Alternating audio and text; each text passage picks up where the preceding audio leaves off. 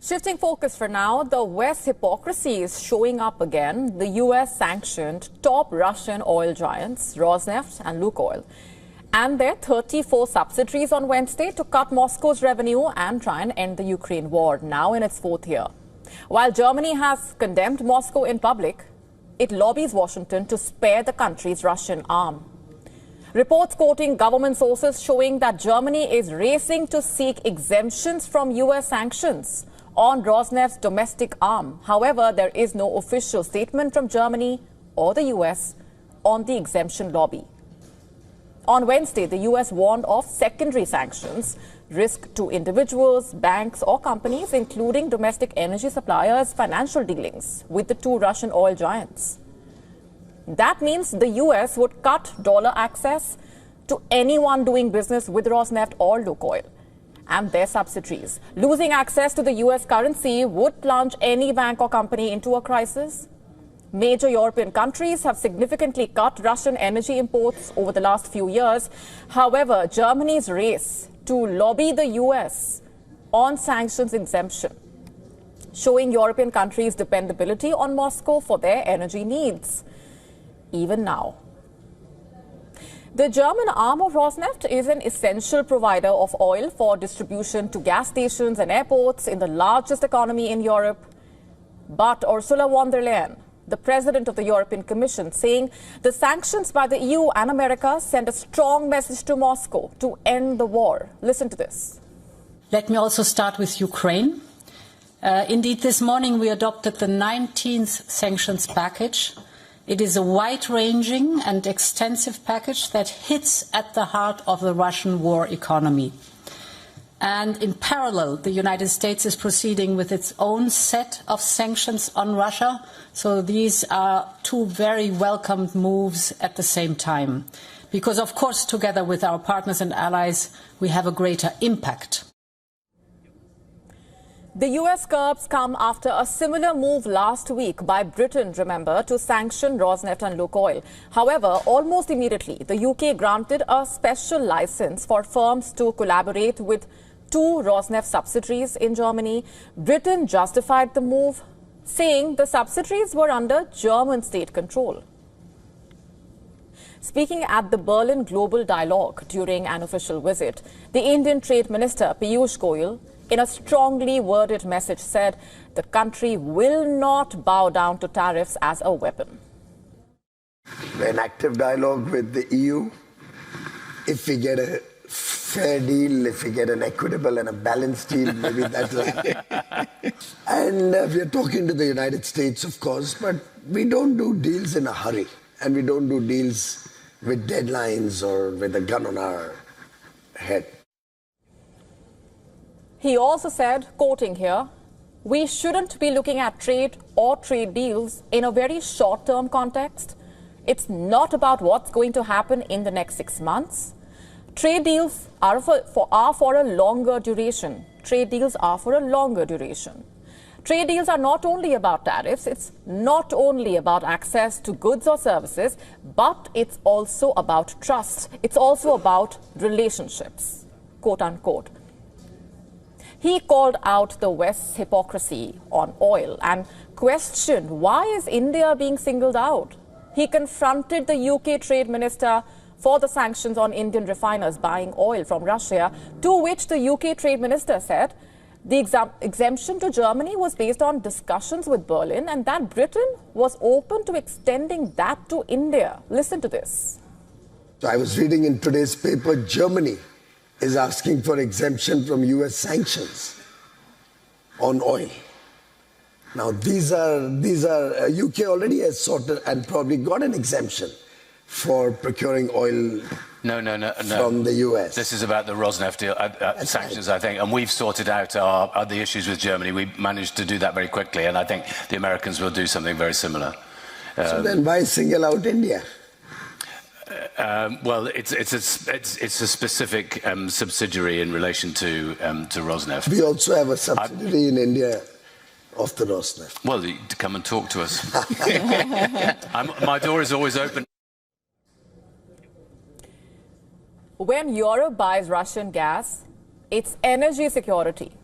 when India buys discounted oil, it's sanctions evasion, quote unquote. And then they show up saying, come and talk to us, quote unquote, like they own the whole world, it seems. The hypocrisy could not be louder here. In a powerful assertion of its defense preparedness and strategic vision, India's Defense Acquisition Council, chaired by the Defense Minister, has approved defense procurement proposals worth nearly $9 billion.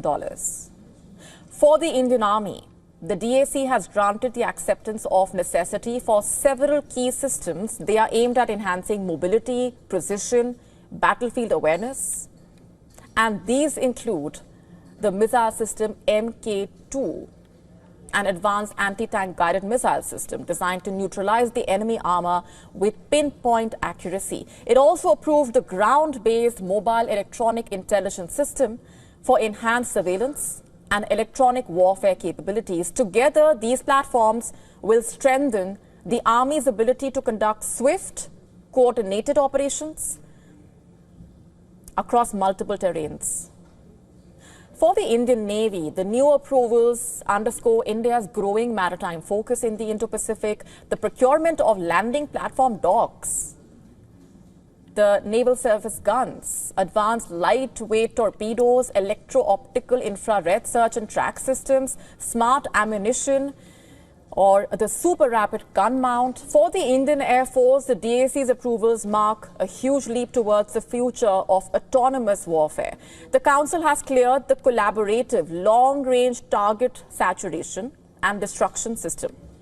This sophisticated system, designed to take off, navigate, detect targets, and deliver payloads autonomously. Once inducted, it will allow the IAF to strike multiple long-range targets simultaneously with high precision. The timing of this boost is also crucial. The decision comes even as Operation Sindoor continues across multiple theatres and the border situation with Pakistan. In fact, as Operation Sindoor showcases India's tri-service coordination and readiness, procurement approvals reinforce a clear message that India is investing in strength through self-reliance or Atmanirbhar. And this also comes against the backdrop of China's increasing presence in the Indo-Pacific and the political shifts in neighboring countries that could reshape South Asia's security landscape. With one of the largest standing armies in the world, the third largest air force, a rapidly modernizing navy, India is not reacting to challenges, it is reinforcing its role as a major stabilizing power in the region.